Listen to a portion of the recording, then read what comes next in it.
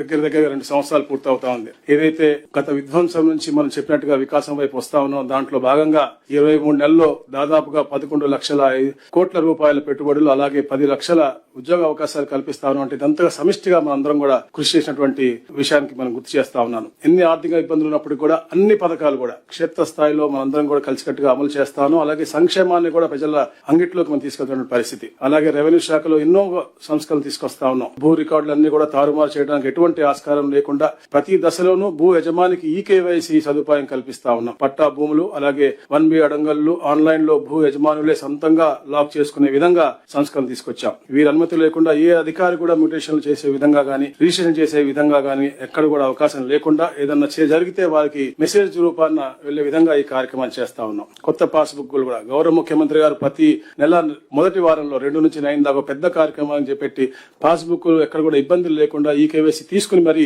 వారికి draft pass book ముందే ఇచ్చి ఇవన్నీ అందేసే విధానాన్ని మనకి చెప్పారు. అది పూర్తిగా అమలు చేస్తా ఉన్నాం. మీ అందరూ కూడా దానికి శుభాకాంక్షలు తెలియజేస్తా ఉన్నాను. పేదలకు అసైన్ చేసిన ఇళ్ల పట్టాలు గతంలో 10 ఏళ్లు ఉన్నది, అది ఇప్పుడు 2 ఏళ్లకి చేసే విధంగా కూడా మేము కార్యాచరణ చేస్తా ఉన్నాం. దీనివల్ల పేదలకు ఎంతో తోడ్పాటుగా ఉంటుందని చెప్పేసి కూడా మేము తెలియజేస్తాను. అలాగే అయితే పట్టణ గరిష్ట భూ పరిమితి చట్టం ఉందో దాన్ని సవరించే విధంగా, అంటే క్రమబద్ధీకరణ చేసే విధంగా డిసెంబర్ 31 వరకు పొడిగించాం. గతంలో గవర్నమెంట్ దాకా వచ్చేది ఇప్పుడు CCLA స్థాయిలో అది మంచిగా స్మూత్ గా అయ్యే విధంగా సవరణ కూడా చేయడం జరిగింది. అదే అలాగే ఎన్నో ఏళ్లగా ఈ విలేజ్ సర్వీస్ ఇనాములు ఏదైతే పెద్ద సమస్యగా ఉందో ఈ రాష్ట్రంలో ఎన్నో మన గ్రీవెస్ వస్తా ఉన్నాయి. అవి కూడా గౌరవ ముఖ్యమంత్రి ఆదేశాలతో 22A నుంచి తొలగిస్తూ మన ఉత్తర్వులు ఇచ్చాము. 137,000 ఎకరాలు దీని ద్వారా పేదలకు లబ్ధి పొందింది.